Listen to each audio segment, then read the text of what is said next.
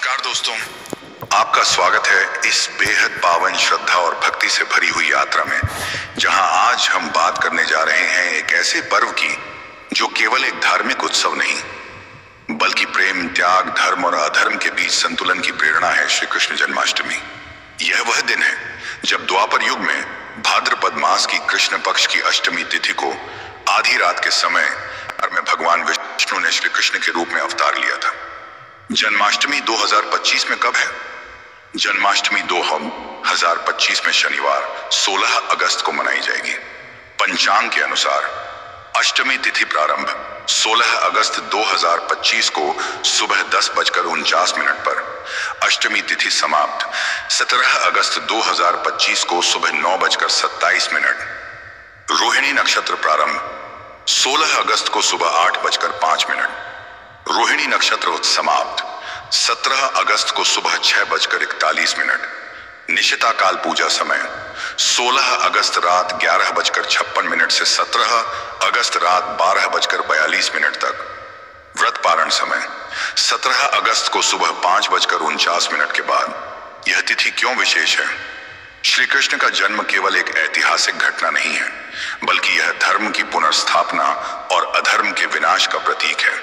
गोकुल और वृंदावन में माखन चोर की लीलाएं,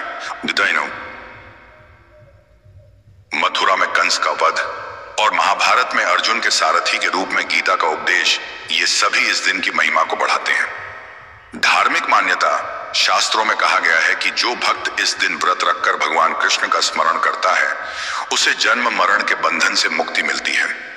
इस दिन भगवत गीता का पाठ 108 बार AUM नमो भगवते वासुदेवाय मंत्र जाप और रात्रि में जन्मोत्सव का विशेष महत्व है।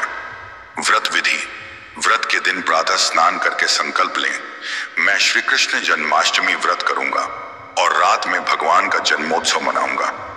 पूरे दिन फलाहार करें, अनाज, दाल, चावल का सेवन न करें। घर में या मंदिर में भगवान कृष्ण की मूर्ति को गंगा जल से स्नान कराएं। तुलसी दल, माखन मिश्री और पंचामृत का भोग लगाएं।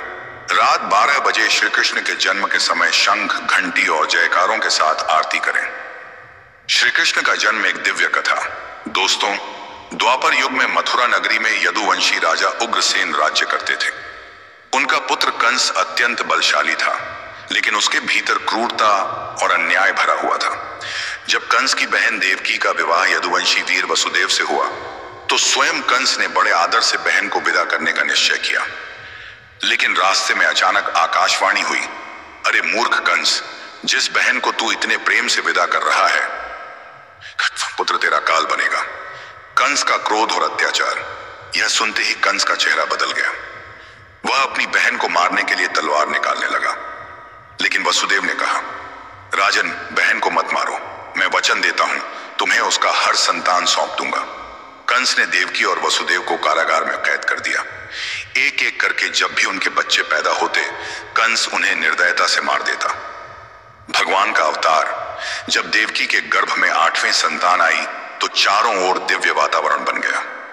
भाद्रपद मास की कृष्ण पक्ष की अष्टमी की रात, जब रोहिणी नक्षत्र था, तब कारागार में अचानक तेज प्रकाश फैल गया। भगवान विष्णु ने प्रकट होकर कहा, देवकी, वसुदेव, मैं तुम्हारा पुत्र बनकर आया हूं। तुम मुझे गोकुल ले जाओ और यशोदा के यहां रखाओ। यमुना पार की अद्भुत घटना। वसुदेव ने भगवान को टोकरी में रखा और कारागार के द्वार अपने आप खुल गए। आधी रात तेज बारिश हो रही थी, चारों ओर अंधेरा था। यमुना जी उफान पर थीं, लेकिन जब वसुदेव पानी में उतरे, उद्दंती दी को नदी ने रास्ता बना दिया। शेषनाग ने आकर भगवान के ऊपर अपना फन फैला दिया, ताकि वर्षा की बूंदें भी उन्हें न छू पाएं। गोकुल में बाल गोपाल। गोकुल पहुंचकर वसुदेव ने भगवान को यशोदा के पास सुला दिया और उनकी नवजात पुत्री को लेकर मथुरा लौट आए। जब कंस ने उस कन्या को मारना चाहा, तो वह उसके हाथ से छूटकर आकाश में उड़ गई और बोली, अरे कंस, तेरा काल तो जन्म ले चुका है। इस कथा का संदेश: श्री कृष्ण का जन्म यह सिखाता है कि चाहे अत्याचार कितना भी बड़ा क्यों न हो, धर्म और सत्य अंततः जीतते हैं। उनका पूरा जीवन हमें यह प्रेरणा देता है कि संकट में भी धैर्य, प्रेम और बुद्धिमानी से कार्य करना चाहिए। माखन चोरी की लीलाएं। गोकुल में बाल कृष्ण को सभी माखन चोर के नाम से जानते थे।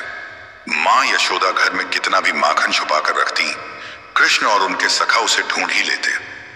कभी छप्पर में रखे हांडे को फोड़ देते, कभी पड़ोस की गोपियों के घर में घुसकर माखन खा जाते।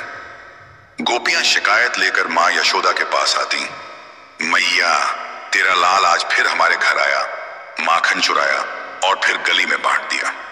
लेकिन जब यशोदा कृष्ण को डांटती तो उनका भोला चेहरा और मीठी मुस्कान देखकर उनका गुस्सा पिघल जाता। यह लीला हमें यह सिखाती है कि भगवान का प्रेम बालपन की तरह मासूम और निष्कपट होता है। दो कालिया नाग दमन। एक दिन गोकुल के पास यमुना नदी में जहरीला कालिया नाग आकर रहने लगा। उसका विष इतना भयानक था कि नदी का पानी भी काला पड़ गया और कोई भी जीव वहां जा नहीं सकता था। कृष्ण ने देखा कि यह तो गोकुल वासियों के जीवन के लिए खतरा है। उन्होंने खेल खेल में नदी में छलांग लगाई और कालिया नाग के फनों पर नृत्य करने लगे। उनके चरणों का भार सहते सहते कालिया नाग थक गया और भगवान से क्षमा मांगी। कृष्ण ने उसे यमुना छोड़कर समुद्र में जाने का आदेश दिया।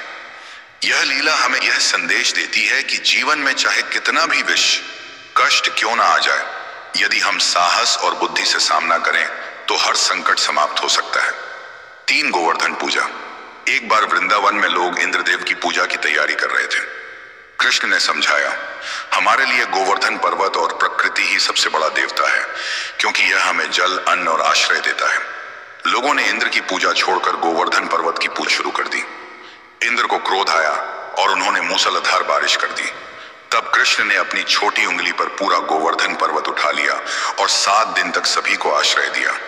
यह लीला सिखाती है कि हमें प्रकृति का सम्मान करना चाहिए और अहंकार का स्थान भक्ति में नहीं होना चाहिए। 4. रासलीला। श्री कृष्ण की रासलीला भक्ति और प्रेम का सबसे सुंदर रूप है। पूर्णिमा की रात जब गोकुल की गोपियां उनका नाम जपते हुए यमुना किनारे पहुंची, इस क्षण कृष्ण ने अपने रूप से प्रत्येक गोपी के साथ नृत्य किया। यह लीला दर्शाती है कि भगवान हर भक्त के हृदय में उपस्थित है। यह पर्व हमें भगवान श्री कृष्ण के आदर्शों, भक्ति, प्रेम और धर्म के मार्ग पर चलने की प्रेरणा देता है। गीता का संदेश कर्म कर, फल की चिंता मत कर, हर युग में प्रासंगिक है। सामाजिक महत्व। दही हांडी और सामूहिक कीर्तन लोगों में एकता और सहयोग की भावना जगाते हैं। यह पर्व बच्चों को भारतीय संस्कृति और पौराणिक कथाओं से जोड़ता है। जीवन के लिए संदेश। अन्याय और अधर्म चाहे कितना भी बलशाली हो, अंततः धर्म की ही विजय होती है। सच्चा प्रेम और भक्ति निस्वार्थ होती है। दोस्तों, अगर आपको यह वीडियो पसंद आई हो और इससे आपको जन्माष्टमी 2025 के बारे में पूरी जानकारी मिली हो, तो वीडियो को लाइक करें, अपने दोस्तों और परिवार के साथ शेयर करें और हमारे चैनल को सब्सक्राइब करना न भूलें। आपकी एक छोटी सी मदद हमें और ऐसे ही ज्ञानवर्धक और भक्ति से भरे वीडियो बनाने की प्रेरणा देती है। धन्यवाद। जय श्री कृष्णा।